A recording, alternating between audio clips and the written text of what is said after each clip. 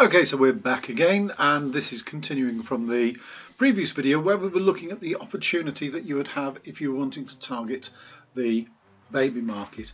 Obviously, all of the markets that you want to target follow the same formula.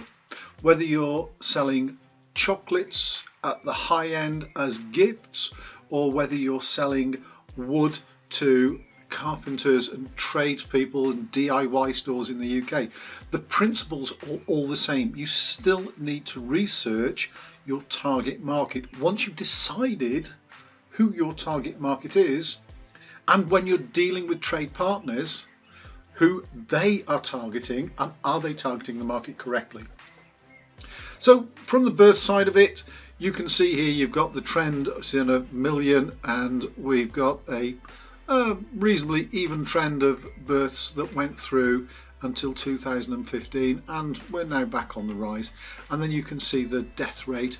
It doesn't change that much, it fluctuates a bit obviously, but you also know if you're in the market that's dealing with end of life or the passing of life, then there's a good target market there. Again, you can break that down using the other data into how many males, how many females, all the information that you might want to use.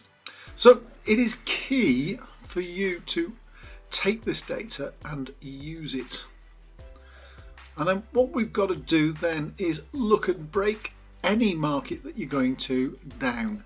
So who is your target audience for your product or your service? Who is it? Is it the 0 to 14 years of age? So if it's 0 to 14 years, are you targeting the children, the parents, the friends, the family? What are you targeting? Who are you targeting? Now, if you're selling into a retail and consumer market, it may be that you're selling that in a seasonal basis. So Christmas may be your spike. If Christmas is your spike in sales, at what point do you have your product in the UK ready to go?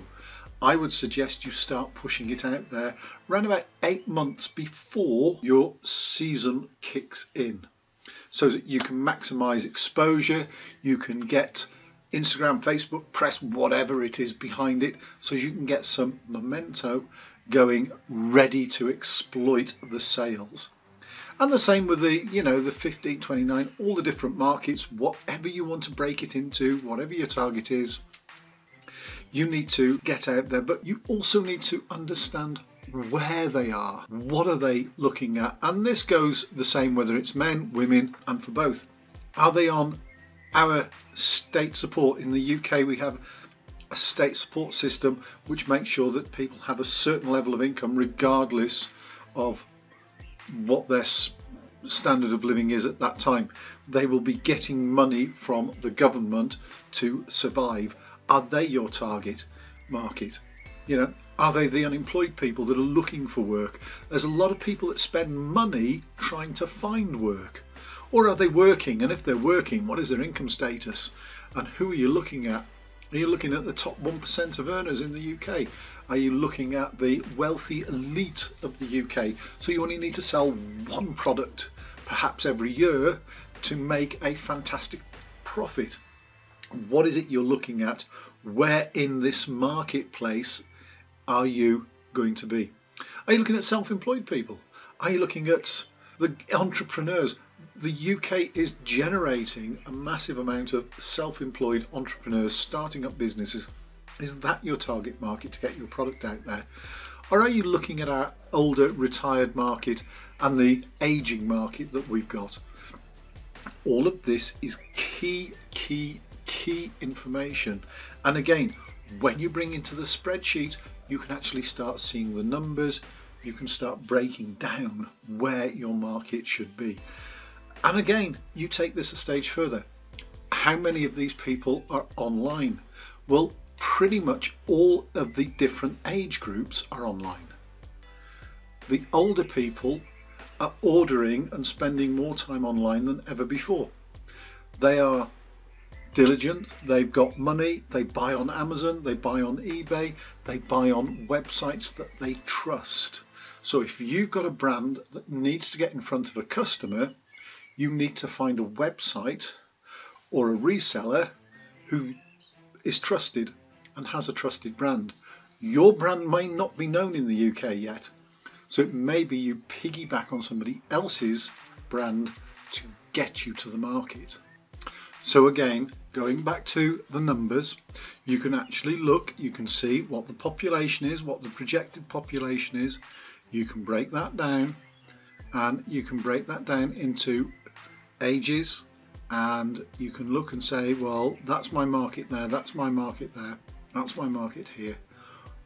Then you can start breaking it down, not just by the markets and perhaps the percentages, but then you can go and say, how many males are there in this market for me? So let's bring that up a little bit. Okay, so let's have a look. So you can say, if your market is 30 to 44s, you've got just over 6 million males and growing who are your potential target market. Then you can start breaking it down by those socio-economic numbers.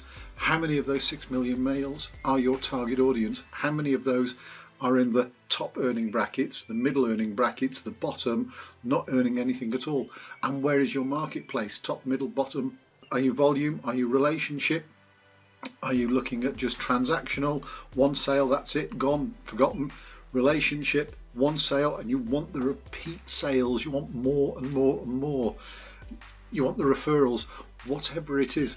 You need to understand these numbers to break into the UK market.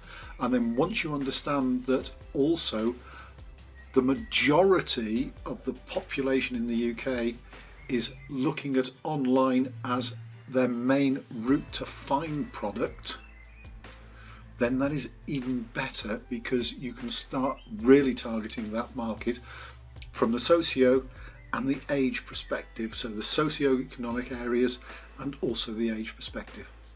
Okay, that wraps this part up for now, and we'll be coming out on the next part on the next video, and it's starting to get exciting now with the information that you're going to get.